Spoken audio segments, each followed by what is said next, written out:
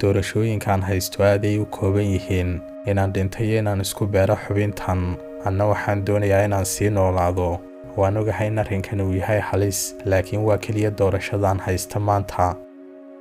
hadalkaasi waa hadalkii uu yidhi David Bennett oo jiray 57 sano ka hor intaan u gelin qalliin loogu beerayay wadnaha looguna beerayay weliba gaar ahaan wadna xayawaanka doofaarku leeyahay taasoo noqotay dhacdii ugu horeysay ee tan oo kala ahayd ee ka dhacda adduunka oo ay awoodeen dhakhaatiirta inay ka saaraan xubin dhammaystiran xayawaan oo ay ku beeraan bini'aadam hawshan oo loo yaqaano xenotransplantation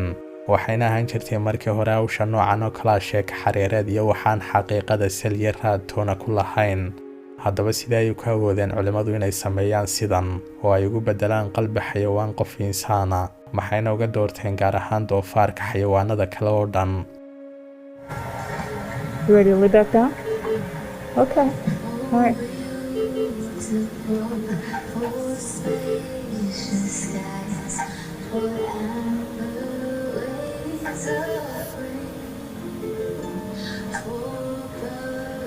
That's it.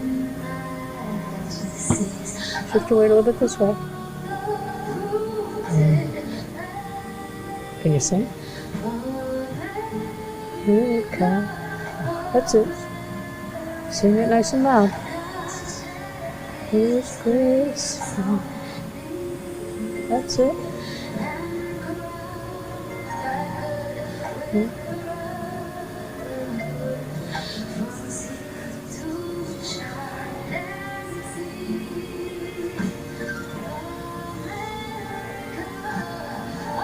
That's it.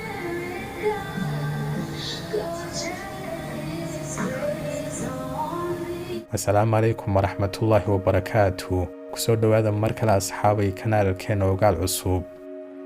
marka qofku uu la kulmo xaaladaha inay fadhiistaan kaliyihiisa ama beerkiisa ama wadnihiisa ama sidoo kale xubnaha kale ee jidhka waxaa lagu qasbanaadaa in la bedelo xubintaas hawsha gabtay laakiin dabcan hawshan xubin bedelidu maaha mid fudud waxaana qasaba in la raaco shuruudo fara badan si ay u guulaysato camaliyadaasi challenge-ga ugu weyn ee dhakhaatiirtu wajahayaan marka ay bedelayaan xubintaasna waa inay ku dadaalaan in xubintaas ay u qaadato si fiican jidhka oo aanu jidhka difaaciisu la dagaalamin diidinna xubintaas cusub aan kuu sharaxo waxaan uga jeedo midaas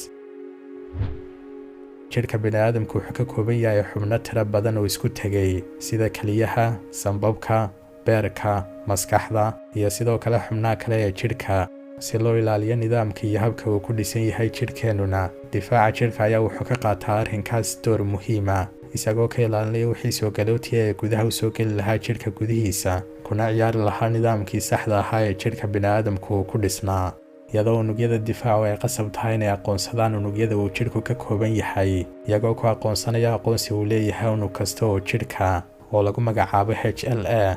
HLA-gana waa qayb yar oo uu leeyahay unug kasta oo jidhka ka mid ah waana mid gaara oo ka duwan cid walba oo kale kuna gaara adiga si la mida sida aanay faraha dadku isku shabihin oo ay u kala duwan yihiin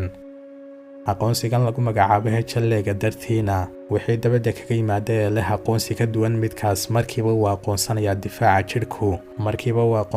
difaaca jidhku una weerarayaa ilaa uu ka dilo sidaa darteed ay u wajahaan dhakhaatiirtu challenge weyn marka ay isu bedelayaan xubnaha bini'aadamka iyadoo qofkii lagu beerayay xubinta jidhkiisa aan u aqoonsanayn jidhkiisu xubintaas kadibna uu weeraro uu qaadan waayo xubintii cusbayd sidaa darteedna waxay ku qasbanaadaan dhakhaatiirtu inay ku mudaan dawooyin oo ay wax kasii badbedelaan xubintii la gelinayay jidhka qofka kale ka hor intaan lagu bilaabin bedelidda iyo beeritaanka haddaba yaraanta ay yar yihiin xubnaha bini'aadamka ee la heli karo iyo shuruudaha tirada badan ee ay tahay in la raaco ciddii laga saari lahaa xubinta sida in qofka ku tabarucaya xubnihiisu inta aanu dhiman ka hor uu sii dardaarmo in lagala baxo xubnihiisa oo cid kale la siiyo ama haddii uu nool yahay qofka laga saarayo xubinta tusaale ahaan haddii laga saarayo qofka xubinta wadnaha waa in qofkaasi uu noqdo qof maskaxdiisu ay dhimatay oo aanay wax rajaa lahayn laakiin xubnihiisa kale ay fayow yihiin oo ay bad qabaan shuruudahaas tirada badan awgood oo laga yaabo inaan mar la wada heli karinna waxay ku fikireen dhakhaatiirtu xal kale oo ay ku bedelaan mushkiladda xalkaas oo ah in loo kala bedelo xubnaha noole aan bini'aadam ahayn iyo noole bini'aadama The single biggest problem that we have right now in transplantation is that we just don't have enough organs available. About half of the people who are waiting die before they get a transplant. And so, xenotransplantation is sort of like the wind and solar of organ availability. And it would provide us with an unlimited source of organs so that anyone who needed one could have one. haddaba aan ku laabana dhacdii aan ku soo sheegnay halka hore ninkan lagu magacaabo David wuxuu la kulmay xubintiisii wadnaha oo istaagtay hawshiina qabtay gabi ahaanba sababtoo aanu ahayn markii arrinkiisu uu dhowaa mid u qaatay daawooyinkiisa qaab joogta oo sidoo kalena ilaaliya xaaladiisa maadaama xubnaha insaanku ay yihiin qaar naadira oo sidoo kale aad u qaaliyana waxay soo bandhigeen dhakhaatiirtu ninkan wadna doofaar uuna ogolaaday dabcan maxaa looga doortay doofaarka dhammaan xayawaanada kale sababtaa waxay sheegeen dhakhaatiirtu in doofaarka xubnihiisu ay u xajmiyo dharar dhow yihiin xubnaha bini'aadamka doofaarkii loo adeegsaday hawshanna muu ahayn doofaar caadiya oo inta laga keenay mid ka mid a beeraha kadibna la qalay oo laga saaray wadnihii laakiin waxaa lagu beddelay doofaarkan xubnihiisa laab dhexdiisa waxaana beddelaad lagu sameeyey xubnihiisa si aanu u diidin difaaca jidhka bini'aadamku iyadoo la sheegay in lagu daray wadnahaas loo geliyey ninka wax gaadhiyo 6 jiinis oo ah jiiniska insaanka dhab ahaantiina wakhtigaas way guulaysatay camaliyaddii wadnihiina waa lagu beeray David jidhkiisa wuxuuna ku noolaa wadnaha doofaarka muddo 2 bilood ahayd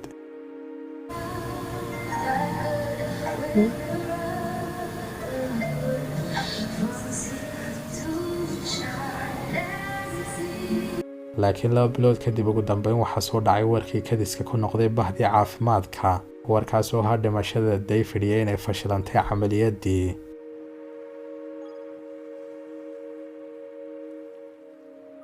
intaas ayuuna ku egyahay daawadayaal muuqaalkeena maanta hayloobin hadduu ku qanciyay muuqaalku inaad like saarto subscribe-na saar haddii aad ku cusub tahay channelkeena ogaal cusub waad mahadsan tahay You ready to lay back down? Okay. All right.